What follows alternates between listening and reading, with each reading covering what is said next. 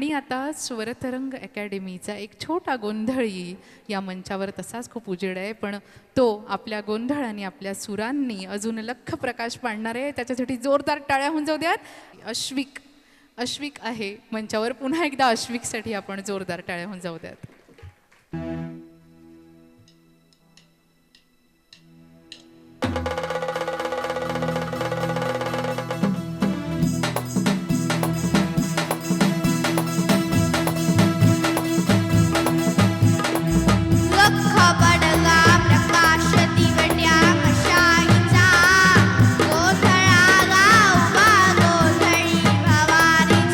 आई भवानीचा